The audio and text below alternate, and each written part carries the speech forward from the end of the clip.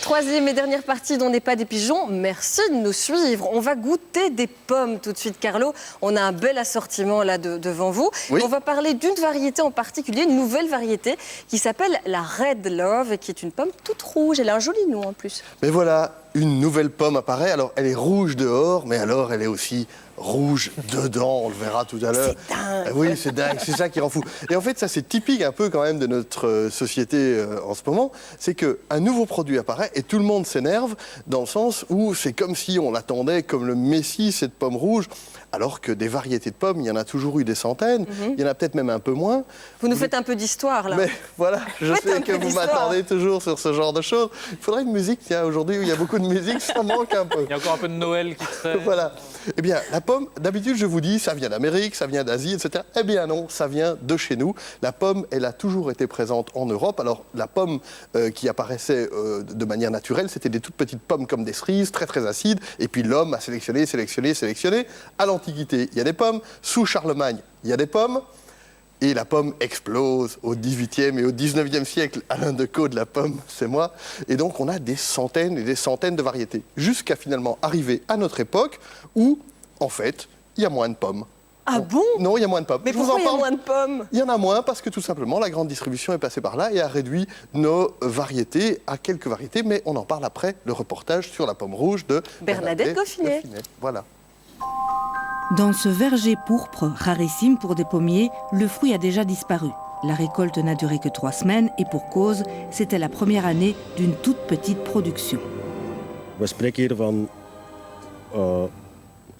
Nous parlons ici de 2000 kg par hectare. Avec les jeunes à Gold, on en est à 20 000 kg par hectare. La Red Love, la voici, petite et rouge à souhait. Nous l'avons rattrapée alors qu'elle se fait belle pour attirer le chaland et un besoin irrépressible de la croquer nous gagne. Et à la dégustation, le constat est surprenant. La chair est rouge jusqu'au cœur de la pomme. Et... elle est croquante, acide, mais elle est très bonne. À l'origine, c'était une petite pomme sauvage. Elle a atteint cette taille et ce goût acidulé aujourd'hui après 20 ans de sélection. La production vient à peine de commencer partout en Europe, mais la recherche, elle, se poursuit. Peut-être que par sélection, on obtiendra dans l'avenir des variétés à chair rouge plus sucrées, mais aujourd'hui, il s'agit plutôt d'une pomme acidulée. Nous sommes à la criée de Saint-Tron. Des acheteurs pour la grande distribution, l'industrie alimentaire, les marchés régionaux sont là pour acheter le stock du jour. 2 millions de pommes et de poires et bien sûr les 200 kilos restants de la Red Love. Mais qu'en pensent-ils, ces acheteurs? Je pense que c'est quelque chose effectivement d'innovant. Il faudra aussi voir la production, il faudra aussi voir le goût de la pomme. Personnellement, je l'ai goûté. On ne peut pas dire que c'est mauvais, mais ce n'est pas encore vraiment le top au niveau du goût, mais je suppose qu'ils vont y travailler pour améliorer la situation, quoi. Serait-ce juste alors un effet de mode? Je n'en sais rien, mais vu la popularité de la cuisine, des différentes cuisines, on essaie toutes les nouveautés qui passent à la télé. Alors la Red Love, il faut l'essayer. Et quand vient son tour, elle se vend plutôt très bien, la petite. Aujourd'hui, c'est vendu entre 3 € et 4,60 € par kilo. Alors, c'est cher quand même pour une pomme. C'est très cher, oui. C'est normal. Oui, c'est une exclusivité, hein. C'est quelque chose de spécial. Tout bénef pour la coopérative qui détient les droits de la Red Love en Belgique. Place au goûteur à présent. Avec notre précieux chargement, rendez-vous chez un restaurateur du terroir namurois. Déjà la couleur tout à fait particulière, ça vaut déjà la peine rien que pour ça. Maintenant on va voir, on l'a sucré un peu, il y a un peu d'acidité dans la pomme, on l'a sucré un peu pour accompagner un foie gras. On va voir ce que ça donne et au goût ce que ça peut apporter. Tous les sens en éveil, nous observons le résultat et comprenons alors que cette pomme rouge est unique et pas de trop sur le marché. Je ne pense pas qu'on a trop de pommes, il y en avait beaucoup plus avant, il y avait beaucoup plus de variétés qu'on pouvait conserver, soit tout l'hiver, soit comme les poires aussi les mettre au vinaigre, etc., etc. Maintenant, on arrive à une standardisation où il faut la belle pomme sans tache, sans tavelure, que ce soit nickel et je dirais presque aseptisé.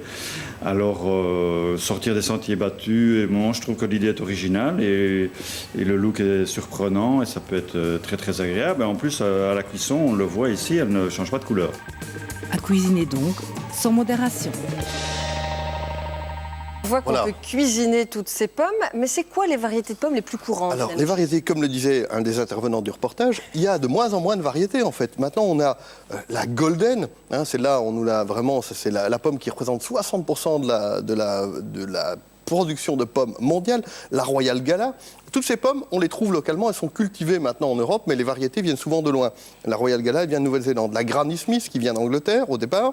La Jonagold, ça a été mis au point chez nous en Belgique. La Cox, l'Elstar, ça c'est un petit peu... Vous allez dans un supermarché, c'est les trucs que vous trouvez. Et donc, ça obéit à quoi comme critères? Transport, brillance, calibre, etc. Mais ça n'obéit plus à des critères de localité, de goût, Au niveau du goût, il y a quand même des différences entre toutes ces pommes. Mais bien sûr qu'il y a des différences. Mais ce que je veux dire, c'est que la grande distribution, et c'est pas un défaut, c'est les consommateurs qui demandent ça. Hein, c'est toujours la même histoire. On veut des trucs bien calibrés, bien dorés, bien lustrés, bien cirés comme des godasses. Effectivement, moi je vous ai apporté quelques variétés anciennes peut-être. Et par exemple, comme cette, je ne sais pas si on me voit, oui on me voit, comme cette reine des renettes, ou cette rainette étoilée, c'est un peu vous la reine des reinettes d'aujourd'hui. Voilà. Mais également, des Cox qui sont des variétés plus classiques, des Boskop qui sont tout à fait classiques chez nous. Et vous voyez mes pommes à moi, qui sont en plus des pommes bio, elles sont pas cirées, elles sont pas toutes belles. Et finalement, le consommateur, on dit de plus en plus, on veut du local, on veut du bio, on veut de l'artisanal, mais est-ce qu'on le veut vraiment? C'est ça où je ne suis pas tout à fait sûr. Et surtout, la pomme, il faut savoir qu'on cultive... La réalité de la pomme, c'est quoi? C'est des arbres tout serrés, très fort traités parce que les maladies se développent. Et justement, maintenant, on redéveloppe petit à petit des arbres dits de haute tige parce que, comme ça, on traite moins. Mais...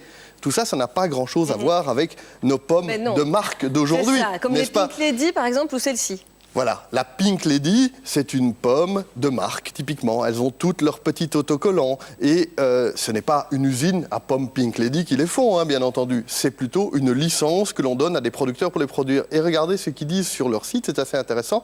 À la question, mais d'où ça vient, mes Pink Lady? Vous préoccupez pas. Nouvelle-Zélande, c'est pas ça? Bah si, ça vient de Nouvelle-Zélande quand c'est pas la saison chez nous. Vous préoccupez pas, vous en trouverez tout le temps.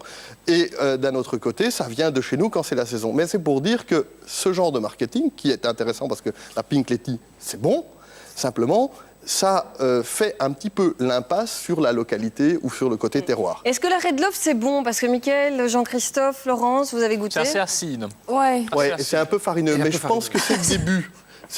En fait, il n'y a pas une variété de Red Love, il y en a plusieurs. Je pense aussi qu'on est au début, que ce genre de produit va s'affiner. Il y a un grand intérêt, alors quand on a mâché dedans, elle prend une sale couleur grise, mais il y a un grand intérêt nutritionnel, c'est la présence beaucoup plus élevée d'antioxydants, les fameuses anthocyanes, ces trucs la couleur rouge, en fait, trucs qui vont vous garder jeune et fraîche. Au-delà du marketing, il faut que ça apporte quelque chose. Les oranges sanguines à l'époque, j'imagine que si vous aviez fait une chronique, vous auriez dit ouais, c'est nouveau, il y a un truc. Mais c'est un goût différent et les gens l'attendent maintenant parce qu'il y a un goût. Carlo, est-ce que c'est plutôt une pomme à croquer ou à cuisiner? Apparemment, c'est les deux. Moi, je trouve qu'elle est un peu farineuse, donc j'essayerais bien une compote bien concentrée de ça. Ça peut être joli dans une assiette. Avec le foie gras qui vous faisait baver tout à l'heure. Voilà, exactement. Si vous avez des réactions, des commentaires, des bons plans, n'hésitez pas à nous les communiquer. 2 moyens sont à votre disposition. Le site rtbf.be/pigeon ou la page Facebook. Demain, toute l'équipe sera de retour. Ce sera la Toussaint. On vous parlera d'assurance décès. Les publicités sur le sujet ne manquent pas, mais elles posent question. On se penchera sur les contrats.